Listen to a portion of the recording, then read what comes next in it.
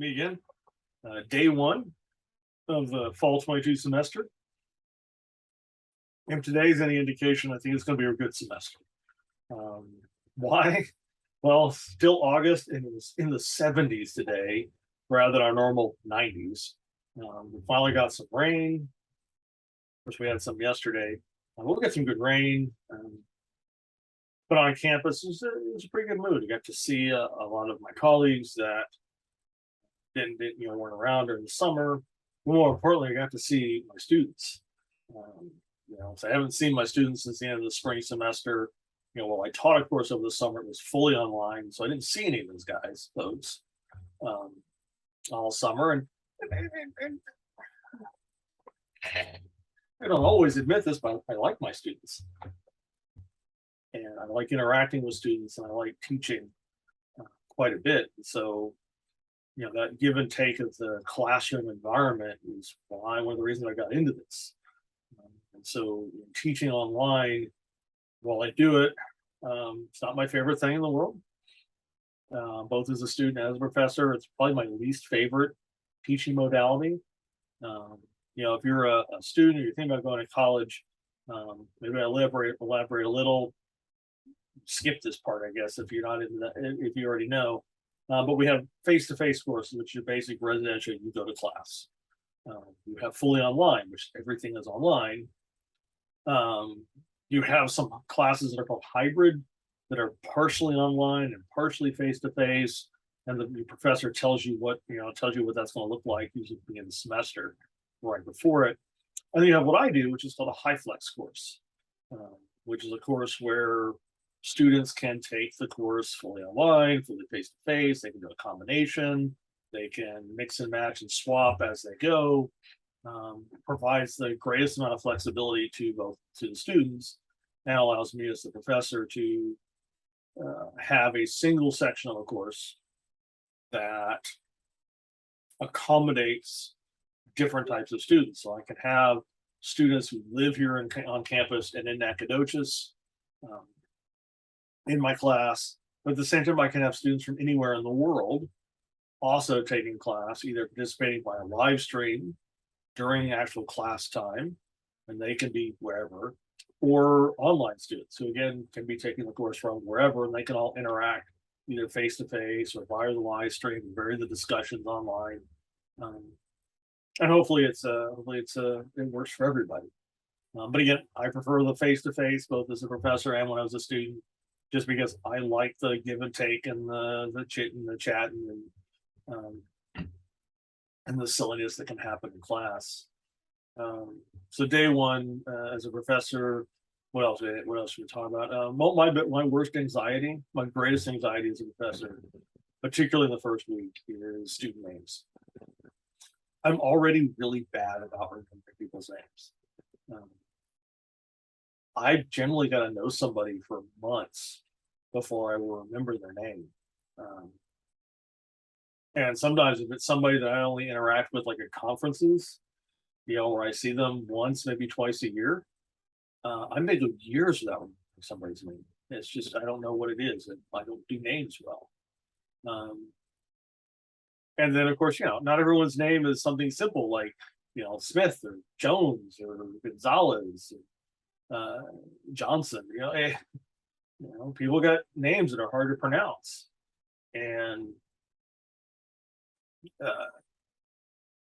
that's one of my great anxieties as a professor during the first week is, how badly am I going to screw up my students' names today? I met my GA for the first time today.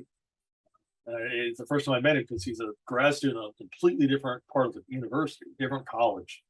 And so he's not a social scientist like I am. So it's going to be interesting to see how well this working relationship goes when we have very different forms of education. Though it seems like a really intelligent young man working at a second master's degree, which is impressive.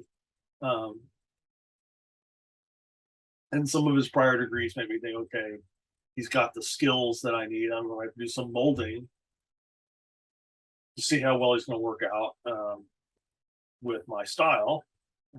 But we get a chance to work with him and give an opportunity to both teach and let him get some hands-on work with survey construction. Um, right now, I've got him working on the literature review part of a research proposal, mostly because I need it done, but also so I can see his writing style, see how well that's going to jive with mine, and how we write as social scientists compared to his his his field, which I think he's college of mathematics, something like that. But it took me like 8 or 9 times. It was a couple of times I really felt like giving up trying to pronounce his last name. I'm not going to do it here. And in the videos, I'm not going to mention students' names because I want to respect their privacy. Um, I had uh, well, like I taught 2 classes face to face. They had both my criminal procedure one and criminal procedure two. I think they did fairly good at students' names. I got positive feedback. The students told me I got it right, mostly. Probably the most embarrassing thing was, I have a habit. I call students, by their last name, Mr. So and so, Miss So and so, because my thought is if I gonna make you, I'm going to insist that you call me Doctor Day or Professor Day. I ought to show you the same respect. Um, and sometimes you look at a student's first name and you're looking out in the classroom and you don't definitely, especially me, can't put a face with that name. And so you look at it, and some names it's pretty obvious. You got a student named Carlos, it's Mr. So and so. But there are some names you look at, and then you're looking up trying to guess who it is, and then you either just say the whole name so you don't either avoid the whole Mr. or Mrs. But a couple of times today, I guessed I used a masculine address or a feminine address. I got it wrong. Um, that's super embarrassing, and I'm really grateful for my students today who are super forgiving. They didn't get mad. They were like, "No, it's all right." I'm sure there was an unspoken condition there. All right, that's all right. Just don't do it again. Um, and I have a lot of anxiety about that the first day of class. And I'm curious if you want to comment on students. I'm curious to hear what your anxieties are the first day of the semester, or fellow faculty, if you want to comment and say what your anxieties are on the first day, um, or the first week of the semester. Criminal procedure was pretty good. I had some students that I've known from previous semesters that I really enjoyed seeing again. Had a student that was in my procedure 2 class that I'd only ever had that student online. Um, and so, it's the first time I actually got to interact with the student in person. So that was nice. Even if the student is a bit of a smart ass, but so am I. So that works. I don't mind smart ass students. Um, I am flawed enough that at least the smart ass students have some personality. Not to say the others don't. Um, but it was really good to be back in the classroom. It was good to see my students. I had a few that was like, "I don't want to be here." For the most part, I got good students in my classes. I enjoy interacting with them. I enjoy teaching them. I'm looking forward to this semester. I'm looking forward to working with them and teaching them criminal procedure. I was probably a bit long-winded in most of my classes. We spent the procedure class really talking about how to write case briefs and why. I want them to, making them write these fairly difficult legal analyses. I wanted to explain them why it's important and how that would benefit their job.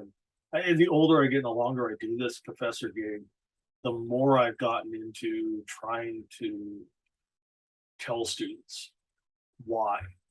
So here's an assignment. Why, this is I don't do this just to fill a block on my grade book or to waste your time. Usually I have reasons.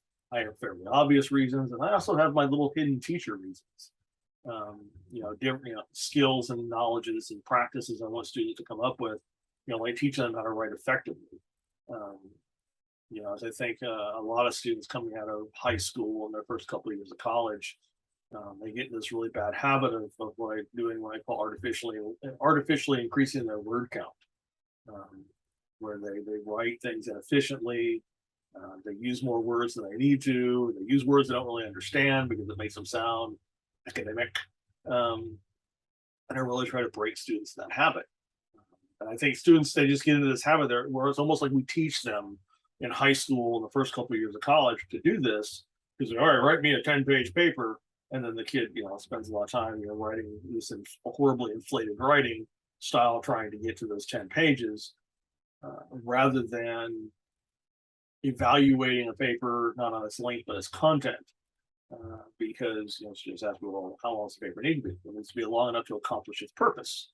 So I don't want to give you a certain word count or a page count, because if you accomplish the purpose, if you accomplish all the purposes of the assignment, which I will tell you in the instructions, here's the purpose of the assignment, here's the things that this piece of written work needs to accomplish. If you accomplish this, then it's going to be long enough. And to me, if you can accomplish and do all the things the paper is supposed to do, so like a case brief, if you can do all the things the case brief is supposed to do and do it in a page and a half, fantastic. One, I don't got to read a bunch of crap that I don't really want to read. And you've learned to write efficiently. And one of the reasons I push this as a professor is because a lot of my students, when they get out, a lot of my students are going to be correctional officers, or more probably they're going to be some sort of law enforcement, whether it's federal law enforcement, game wardens, police officers, DPS troopers, whatever. Their arrest reports don't need to be these horrible lengthy treatises on the law and what happened, because judges don't want to read that, their supervisors don't want to read all that. They need to get down to here's the things that we need to know. I once read about, I use this example in class all the time. I once read about this police report where the officer wrote something like, I alighted from my patrol vehicle and used my downhole illumination device to see into the sewers. I got out of my car and used my flashlight. The second one is preferred. Okay, we don't need you to call your flashlight your downhole illumination device. You can call it a car rather than a patrol vehicle. We're cool with that. Efficient writing. And hopefully by the time I'm done with my students, they're writing more efficiently. And so they got both my classes, they kind of got my speech about writing and why I make them write these horribly complex case briefs.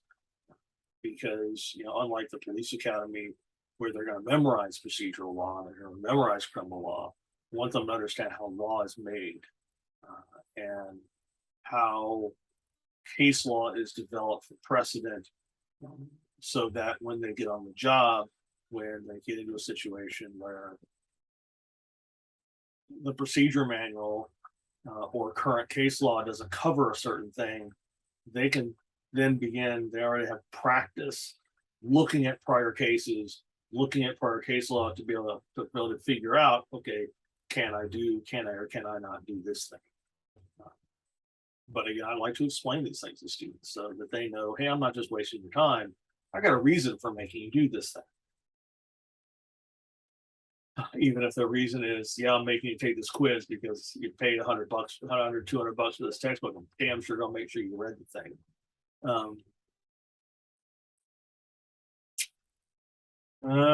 Yeah, so as I say, day one was pretty good. Enjoyed seeing my students. Had this, if you watch the day zero video, you might notice a little difference here. This was tried to trim it from the Wildman version of something more presentable, and put the wrong guard on the camera. So there's your funny Dr. Day did something stupid moment for the moment. At least I didn't shave this off though. I tried a new beard balm and that was a mistake. If you could see me live, you'd probably see why this didn't work. The new beard balm didn't work out for me. All right, that's it. I think maybe tomorrow in a separate video, I might, once I figure out what they are, I might express my thoughts, because we're thinking about, there's a lot of debate on campus about SFA joining the university system.